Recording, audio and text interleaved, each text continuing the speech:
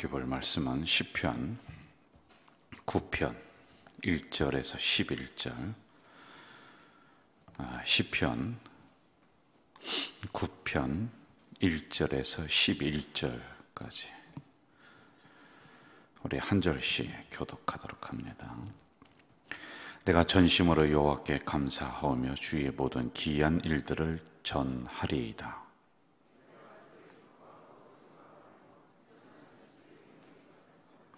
내 원수들이 물러갈 때에 주 앞에서 넘어져 망함이니이다.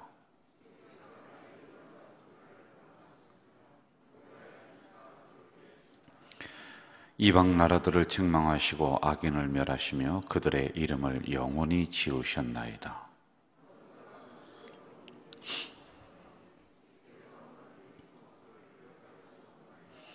여호와께서 영원히 앉으시며 심판을 위하여 보좌를 준비하셨도다.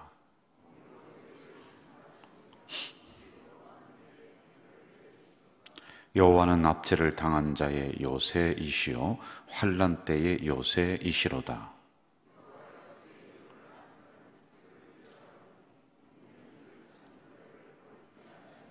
(11절) 합독합니다. 너희는 시온에 계신 여호와를 찬송하며 그의 행사를 백성 중에 선포할지어다. 아멘. 시편 9편은 다윗이 자신의 지나온 그 생애를 돌아보면서 하나님에 대해서 감사하고 또 자신을 어렵게 만들었던 원수들, 대적들이 많이 있는데 하나님이 막아주시고 지켜주셨음, 이런 것에 대한 부분을 전체적으로 기록을 한 내용이 시편 9편입니다. 1절을 한번 좀 볼게요. 1절. 내가 전심으로 여호와께 감사하며 주의 모든 기이한 일들을 전하리이다. 여기서 기이한 일들이라고 하는 것은 원어적으로 보면은 리폴레오토라고 하는 거예요. 이것은요, 경이로운 일들, 아주 경이롭다는 그런 뜻이에요. 지나고 생각해 보니까 그때는 참 아찔했습니다. 그때는 별로 빠져나갈 방법도 없었어요. 그런데 돌아보니까 참 경이롭게 하나님이 개입을 하시고 경이롭게 그 일을 해결해 주셨다라고 하는 이런 단어를 사용을 했단 말입니다. 이것을 두 가지의 마음 상태로 나타내주고 있는데 1절에서는 내가 그래서 전심으로 감사한다. 2절, 먼저 내가 주를 기뻐하고 즐거워한다. 이렇게 고백을 하고 있어요. 여러분, 고난에서 벗어난 감사입니다. 우리가 다윗이 기록한 시편을 앞으로도 많이 볼 거예요. 그런데 반복적으로 많이 나오는 단어 중에 하나가 감사합니다. 감사합니다. 그리고 또 시온이라고 하는 단어가 굉장히 많이 나와요. 다윗의 감사는 어떤 감사냐면은 절대 감사예요. 여러분, 감사에는 두 가지가 있는데 상대적 감사가 있고 절대적 감사가 있습니다. 상황이 좋건 나쁘건 간에 내가 하나님을 향해서 감사한다라고 하는 이러한 마음, 태도입니다. 그렇게 되면 이 감사는 마중물이 되어서 이 상황을 변화시키는, 기적을 일으키는 놀라운 역사를 일으키는 초점, 마중물, 씨앗, 이게 되는 그런 말입니다. 우리가 이번 주일에 맥주감사주일 지나죠. 코로나 같은 상황에 무슨 감사가 나올 수 있겠는가? 그러나 진정한 감사는 상대적 감사가 아니에요. 무엇인가가 나에게 주어졌기 때문이 아니라 상황이 어떻든지 간에 하나님에게 절대적으로 감사하는 것. 그러면 여러분, 우리의 상황이 변화가 되는 놀라운 기적의 역사가 이 감사에는 일어난다. 이것을 다윗은 자신의 경험을 통해서 오늘 우리들에게 알려주고 있단 말입니다. 그리고 2절 보면은 먼저 내가 주를 기뻐하고 즐거워한다. 위기 때마다, 어려울 때마다 하나님이 다윗에게 개입을 하셨습니다. 그 사건 속에 개입을 하셨습니다. 그래서 적들을 물리쳐 주시고 다윗 마음속에는 그러므로 하나님은 내 편이시구나라고 하는 이런 기쁨이 이 밑에서부터 샘솟아 올라오는 것이란 말입니다. 싸워서 이긴 것이 여러분 한두 번이 아닙니다. 그런데 여러분, 그럴 때마다 생각해 보니 하나님이 역사하셨다. 그래서 나는 기쁘다라고 하는 그러한 밝은 자상, 얼굴, 이걸 가지고 있는 거예요. 일반 의학에서도 이렇게 얘기해요. 사람이 항상 기뻐해야 된다, 웃어야 된다. 그러면은 웃으면은 암세포도 이긴다라는 그런 이야기를 합니다. 그런데 내 마음에 평안이 일어나고 기쁨이 일어나는 것도 이것도요, 상대적인 기쁨이 있고 절대적인 기쁨이 있어요.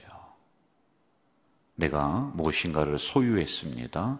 내가 원하는 대학에 자녀가 들어갔습니다. 그런데 거기에서 오는 기쁨도 있단 말이에요. 그런데 여기에만 모든 초점을 맞춘다면은 그게 일어나지 않을 때는 우리는 힘들고 어렵다라는 그 고백을 하게 되는 거예요. 그래서 여러분, 존재적 기쁨, 이게 있어야 돼. 이게 절대적 기쁨이라고 하는 것이죠. 그러니까 이런 소유 때문에 오는 기쁨이 아니라 주님 때문에 오는 기쁨, 내가 구원받았기 때문에 오는 기쁨들, 이게 나의 기쁨의 근본이 돼야지만이 되는 겁니다. 사업이 잘 됐기 때문에, 남편이 어디 좋은 직장에 들어갔기 때문에 그것도 기뻐할 수는 있어요. 그런데 그게 다가 되면 안 된다는 거예요. 그렇지 않을 때가 인생을 살아가면서 수도 없이 더 많이 일어날 것 아니겠어요? 그럴 때마다 우리는 풀이 주고 있는단 말입니다. 그래서 여러분, 소유가 아니라 존재에서 오는 기쁨, 상대적 기쁨이 아니라 절대적인 기쁨, 이것을 우리가 추구해 나갈 필요가 있다는 것입니다. 자, 3절로 한번 좀 가보겠습니다. 3절 같이 읽어볼까요?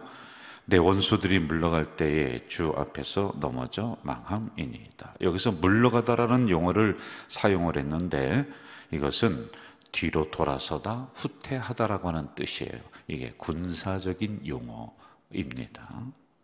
다시 말씀드리면은 다윗의 원수들이 다윗을 둘러싸고 조여오고 있었던 적이 수도 없이 많이 있었습니다. 왜 옵니까? 다윗을 이롭게 하기 위해서, 도와주기 위해서? 아니죠. 다윗을 지금 죽이려고 하는 목적을 가지고 옵니다. 그런데 인간적인 눈으로 보면은 다가오는 저 사람들이 칼을 숨겼는지 아닌지를 다윗은 알지를 못해요. 나를 도와주려고 하는 것인지 죽이려고 하는 것인지 이게 파악이 잘 안 될 때가 많이 있었습니다. 그런데 참 이상하죠.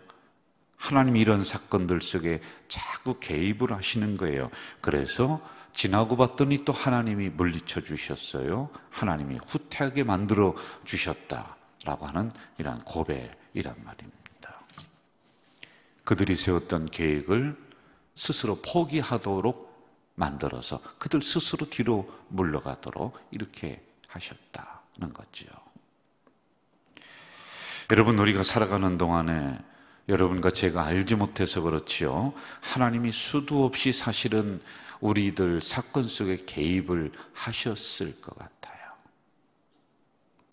어쩌면은 교통사고가 일어나기 전에 하나님이 개입을 하셔서 교통사고가 일어나지 않은 일들이 나는 모르는데요, 참 많았을 것 같아요.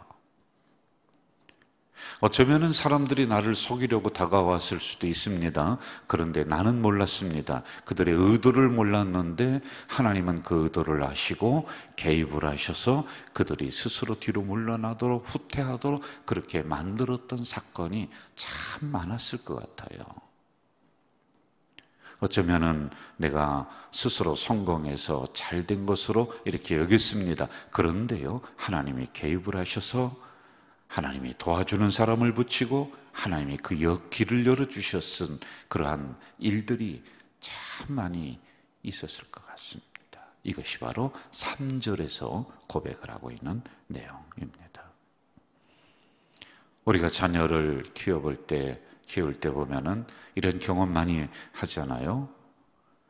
그러니까 이게 위험한 건지도 모르고 뜨거운 건지도 모르고 자꾸만 이걸 만지려고 합니다. 그럴 때 엄마가 있다가 손을 탁 쳐서 못 만지게 하고, 저기가 차가우는지 뭐가 오는지 모르게 막 뛰어갑니다. 그러면 엄마가 가서 그것을 막아주고 못 가게 잡았던 적이 아마 수백 번도 있을 거예요. 그런데 여러분, 자녀들이 그거 기억하나요? 기억 못해요. 그런데 부모님이 개입을 하셔서 그 위험한 것들을 막아주셨다. 바로 이러한 내용들이란 말입니다. 이것을 6절에서는 이렇게 기록을 하고 있습니다. 원수가 끊어져 영원히 멸망하여 싸우니 주께서 무너뜨린 성읍들을 기억할 수도 없다. 원수를 무너뜨리고 그 성읍을 무너뜨린 것이 한두 번이 아니다. 기억도 못하겠다는 거예요. 그 정도로 여러분, 하나님은 365일 하루 24시간 우리에게 시선을 고정시켜 주시고 우리를 늘 살펴주시는 분이지, 어디 저기 마실 갔다가 가끔씩 와서 우리가 잘 있나 이렇게 보시는 분이 아니다. 항상 불꽃 같은 눈으로 우리 성도들의 인생 속에 개입하셔서 막아주시는 하나님이신 줄로 믿습니다. 자, 5절로 한번 좀 가보겠습니다. 5절 같이 읽어볼까요? 이방 나라들을 책망하시고 악인을 멸하시며 그들의 이름을 영원히 지우셨나이다. 자, 이제 여러분, 이게 처음에 얘기했듯이 다윗이 자기가 걸어왔던 길을 돌아보면서 참 기이한 일들이 일어났구나, 하나님이 이렇게 나를 인도하셨구나, 이렇게 막아주셨구나 라고 하는 것을 기록을 해 놓은 게 9장이라고 했습니다. 여기 보니 악인을 멸하셨다, 그들의 이름을 영원히 지우셨다. 자기를 향해 어렵게 만들었던 세력들, 나중에 결과적으로 보니까, 또 악하게 살았던 사람들 결과적으로 보니까, 마지막에 가서 보니까 하나님이 그 이름을 지우셨다라고 하는 것이죠. 여러분, 이름을 지우셨다, 이게 무슨 뜻일까요? 천국 명부에서, 이러한 명부에서 이름만 지워진 것이 아니라 하나님이 그 가문을 그 대에 끊으셨다. 그 가문이 더 이상 이어가지 못하도록 하나님이 막으셨다 라고 하는 심판의 의미가 이 안에 담겨져 있는 겁니다. 제가 종종 말씀드렸습니다. 악한 사람 잘 되는 거 부러워하지 말자. 악인이 형통하는 것 같지만은 결국에는 형통이 아니라 먹통이에요, 불통이에요. 당장은 그렇게 되는 것 같지만은 그거 부러워하지 말자, 그런 말씀을 제가 많이 드렸습니다. 그럼에도 불구하고 우리는 부러워할 때가 종종 있지요. 그러나 기억하시기 바랍니다. 하나님께서는 그들의 이름을 지워버리시는 거예요.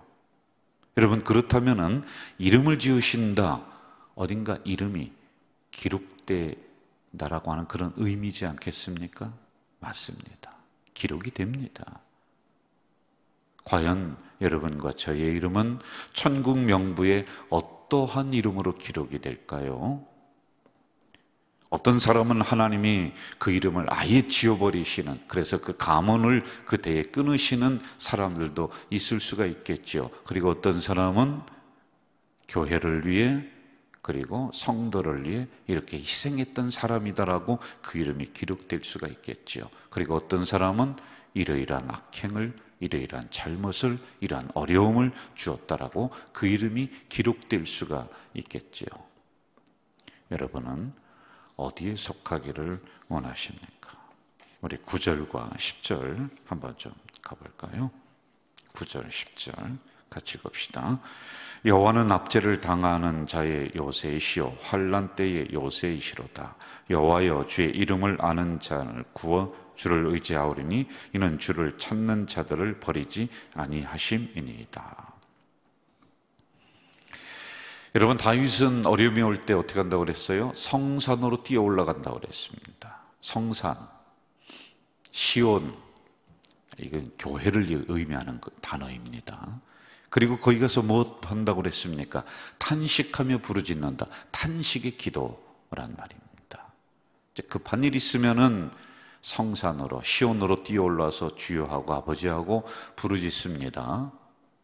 그런데 그럴 때 무슨 체면을 차릴 부분이 있겠습니까? 아버지 집으로 달려오는데요. 그리고 아버지한테 부르짖는데 무슨 거기에 규칙이나 법칙 이런 것들이 존재하겠어요? 그냥 자기의 급한 마음을 막 내어놓습니다. 그러면 이러한 일들이 반복되어서 성산으로 뛰어오고 시온으로 뛰어오고 탄식하며 기도할 때 하나님은 이상하게 9절과 10절에 있는 것처럼 하나님은 그를 안전하게 보호해 주시고 맞아주시고 응답해 주셨다라고 하는 것이 9절과 10절에 있는 내용이란 말입니다. 이제 여름이 되면 태풍이 올 거예요. 그러면은 뉴스에서 뭐라고 하느냐면은 저 바닷가에 있는 항구에 배를 바짝 대십시오. 파도가 심하게 치니까 나가지 마세요. 이 항구에 배를 꽁꽁 묶어두세요. 그리고 그 항구가 어떻게 생겼나 봤더니요, 이 바닷가 저 멀리에 이렇게 제방을 쌓아서 배가 드나들 수 있는 문을 만들고 그리고 이 제방을 이렇게 쌓단 말입니다. 그런데 이게 무슨 역할이냐면 바람을 막아주고 파도를 막아주고 이 배들이 안전하게 이 항구에서 파괴되지 않고 있을 수 있도록 하는 이런 역할들을 하더란 말이에요. 여러분, 우리도 그렇습니다. 세상에 태풍이 몰려오고 환경에 태풍이 몰려오고 경제의 파도가 막 심하게 몰아칠 때가 있어요. 그럴 때 우리만 홀로 있다면은 우리 인생의 배는 파괴될 수밖에 없겠죠. 그런데 하나님이 안전한 포구, 안전한 항구가 되어서 우리를 보호해 주신다. 세상에서 오는 파도들을 막아 주신다. 이게 9절과 10절에 있는 내용입니다. 여러분, 우리 인생을 책임질 사람이 이 세상에 아무도 없어요. 내가 나를 책임진다? 여러분, 내 인생 스스로 책임 못 져요. 우리 주로 결혼하기 전에 이제 프로포즈하고 뭐 결혼할 때 걱정하지 마, 내가 책임질게. 그런데 여러분, 그 말에 속아서 결혼하셨죠? 책임집니까? 의사가 내 건강을 책임진다? 여러분, 의사가 어떻게 책임을 집니까? 우리를 건강을 도와줄 뿐이야. 의사도 손대지 못하는 질병들이 수도 없습니다. 그럴 때 우리는 안전한 포구이고 안전한 항구이신 하나님에게 피해야지만이 된다. 다윗은 이걸 경험했기 때문에 오늘 여기 기록한 것이고, 그리고 이 종을 통해서 또 여러분에게 말씀을 하고 있는 겁니다. 경제적인 파도가 막 몰려올 때는 말입니다, 친하게 지냈던 사람들도 등 돌리는 게 세상 이치입니다. 도와줄 사람 없어요. 은행이 도와줄 것 같지요? 은행은 더 냉정한 곳이 은행입니다. 이런 경제적인 태풍이 몰려올 때도 안전한 항구이신 하나님이 우리를 막아주시는 줄로 믿습니다.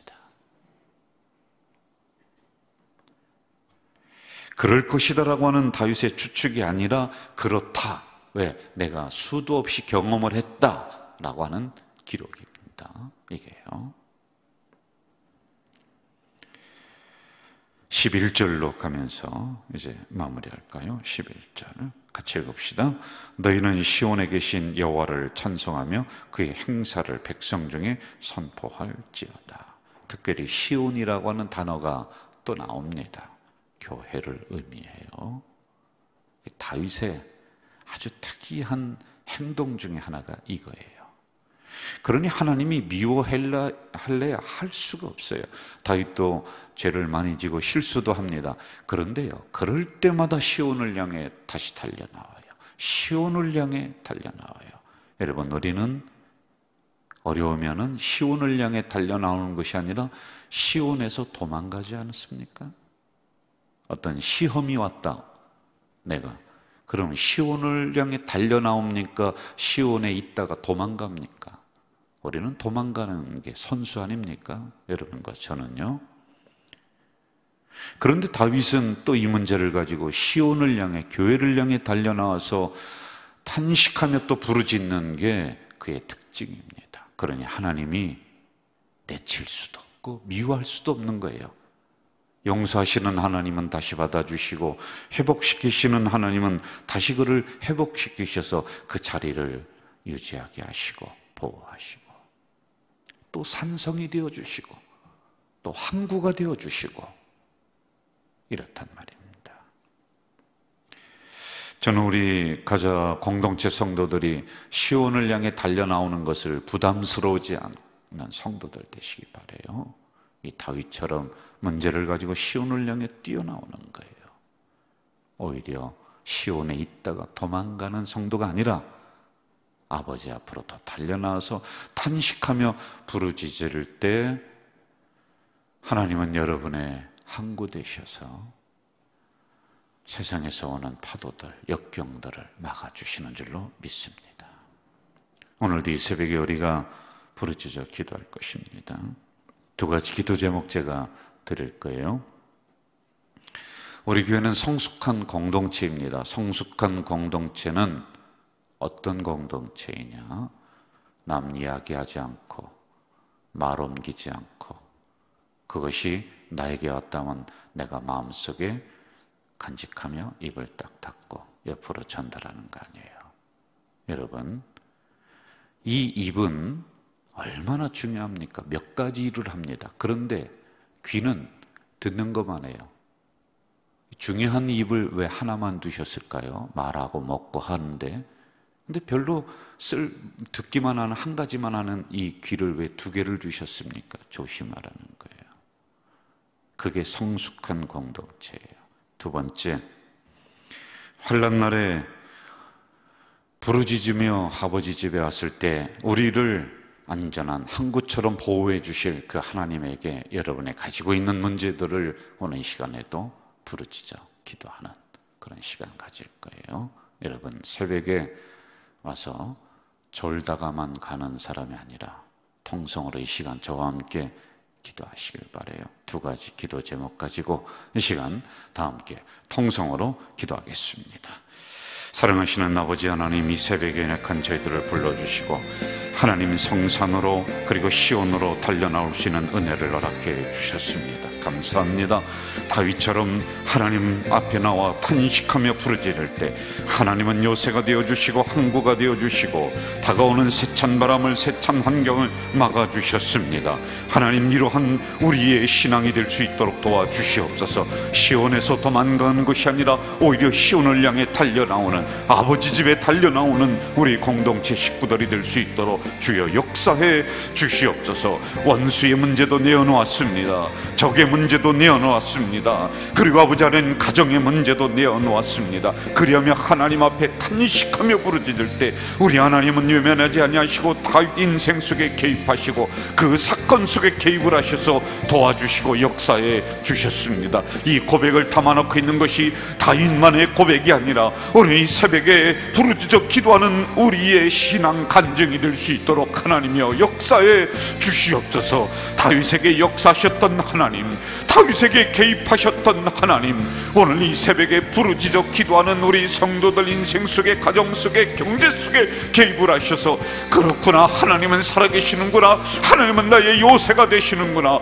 하나님은 나의 항구가 되어주시는구나, 그래서 파도를 막아주시고 태풍을 막아주시는 하나님이시구나, 원수를 물리쳐 주시는 하나님이시구나, 이 고백을 하며 나가는 우리 성도들이 될 수 있도록 주여 도와 주시옵소서. 오 전능하신 아버지 하나님, 이 새벽에 우리의 잠자는 심령을 깨워주셔서 졸다가 가는 인생이 아니라 부르짖어 기도하며 아버지 집에 나와서 탄식하며 기도하는 우리가 될 수 있도록 주님 도와 주시옵소서. 아버지 하나님, 우리 가족 공동체는 성숙한 공동체입니다.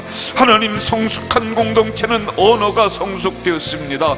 우리가 칭찬하고 격려하고 인정하는 우리 공동체 될 수 있도록 주여 도와 주시옵소서. 하나님이여, 하나님이여, 늘 우리들 속에는 하나님을 찬양하는 언어가 나오게 하시고, 그리고 다른 사람을 위로하는 언어가 나오는 우리 성숙한 공동체가 될 수 있도록 우리를 붙잡아 주시옵소서. 하나님, 하나님, 오늘 가족 공동체에 하나님 한국교회의 희망되고 기준되라 이렇게 말씀하셨는데, 하나님 이 사명을 가지고 우리가 더 하나가 되어서 아버지 하나님이 한 목표를 위해서 그리고 한 목소리를 내며 뛰어가는 우리 공동체가 될 수 있도록 주여 도와 주시옵소서. 하나님, 혹시 우리가 위로한다는 그 말을 통해서 혹시 다른 사람의 마음에 상처를 또 준 적은 없는지요? 깊이 우리의 언어를 성찰하게 하시고 우리의 말을 성찰하는 우리 심령들이 될 수 있도록 주여 도와 주시옵소서. 아버지 하나님, 하나님의 교회에서는 하나님을 부르짖어 기도하는 소리가 왕성하게 일어나게 하시고 찬양의 소리가 일어나는 우리 가족 공동체가 될 수 있도록 주여 역사해 주시옵소서. 하나님이 새벽에 각 개인의 문제를 가지고 와서 부르짖어 기도합니다. 다윗에게 응답해 주셨던 하나님, 다윗을 만나 주셨던 하나님, 이 새벽에 하나님을 만나고 하나님의 응답을 받는 이 귀한 새벽이 될 수 있도록 아버지여 도와 주시옵소서. 도와 주시옵소서.